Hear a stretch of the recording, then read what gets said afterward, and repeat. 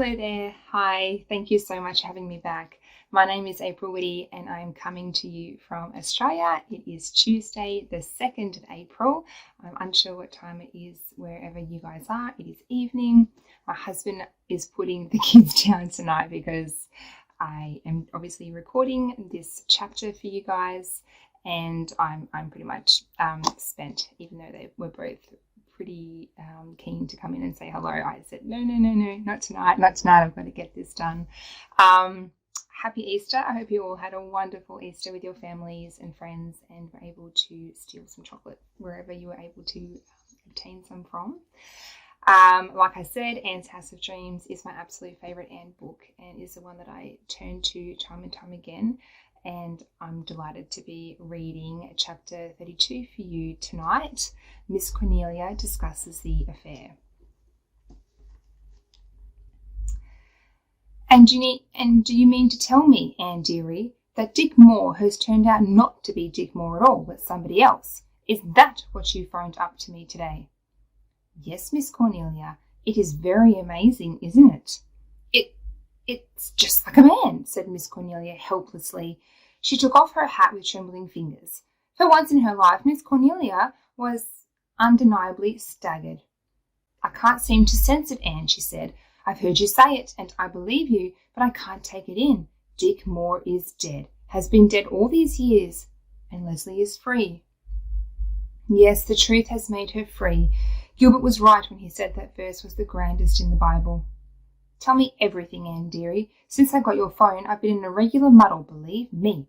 Cornelia Bryant was never so camoufluxed before.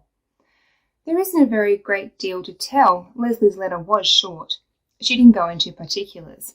This man, George Moore, has recovered his memory and knows who he is. He says Dick took yellow fever in Cuba, and the 4 sisters had to sail without him. George stayed behind to nurse him, but he died very shortly afterwards. George did not write Leslie because he intended to come right home and tell her himself. And why didn't he? I suppose his accident must have intervened. Gilbert says it is quite likely that George Moore remembers nothing of his accident or what led to it, and may never remember it.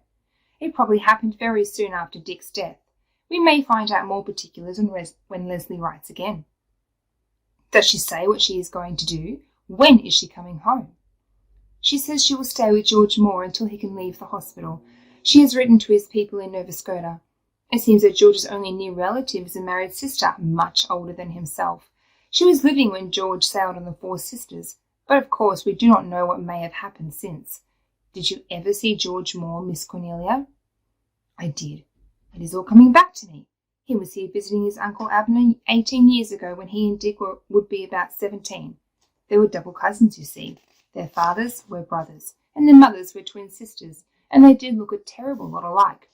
Of course, added Miss Cornelia scornfully, it wasn't one of those freak resemblances you read of in novels, where 2 people are so much alike that they can fill each other's places and their nearest and dearest can't tell between them. In those days, you could tell easy enough which was George and which was Dick, if you saw them together and near at hand. Apart, or some distance away, it wasn't so easy. They played lots of tricks on people and thought it great fun, the 2 scamps. George Moore was a little taller and a good deal fatter than Dick, though neither of them was what you would call fat. They were both of the lean kind. Dick had higher colour than George, and his hair was a shade lighter. But their features were just alike, and they both had that queer freak of eyes, one blue and one hazel. They weren't much alike in any other way, though. George was a real nice fellow, though. He was a scallywag for mischief, and some said he had a liking for a glass even then. But everybody liked him better than Dick. He spent about a month here. Leslie never saw him. She was only about 8 or 9 then, and I remember now that she spent that whole winter over harbour with her grandmother West. Captain Jim was away too. That was the winter he was wrecked on the Magdalens. I don't suppose either he or Leslie had ever heard about the Nova Scotia cousin looking so much like Dick. Nobody ever thought of him when Captain Jim brought George, home. Of course, we all thought Dick had changed considerable. He got so lumpish and fat. But we put that down to what had happened to him, and no doubt that was the reason. For as I said, George wasn't fat to begin with either. And there was no other way we could have guessed, for the man's senses was clean gone. I can't see that it is any wonder we were all deceived, but it's a staggering thing. And Leslie has sacrificed the best years of her life to nursing a man who hadn't any claim on her. Oh, drat the men! No matter what they do, it's the wrong thing, and no matter who they are, it's somebody they shouldn't be. They do exasperate me.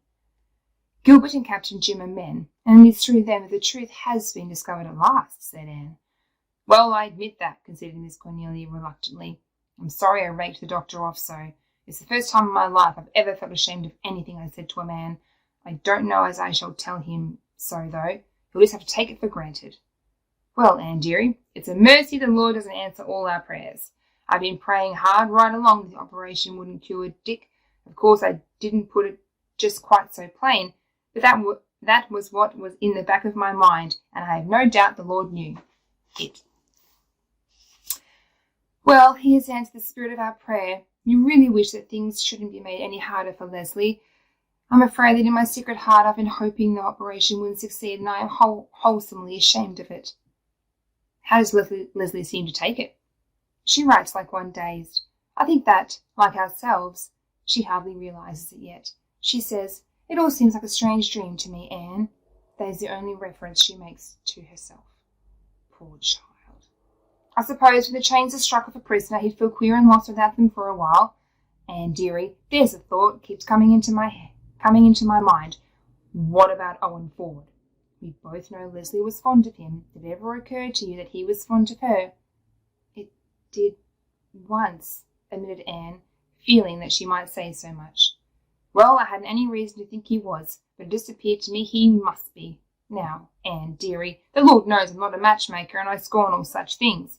But if I were you in writing to that Ford man, I'd just mention, casual-like, what has happened. That is what I'd do. Of course I'll mention it when I write him, said Anne, a trifle distantly. Somehow this was a thing she could not discuss with Miss Cornelia, and yet she had to admit that the same thought had been lurking in her mind ever since she had heard of Leslie's freedom, that she would not desecrate it by free speech. Of course there is no great rush, dearie, but Dick Moore's been dead for 13 years, and Leslie has wasted enough of her life for him. We'll just see what comes of it.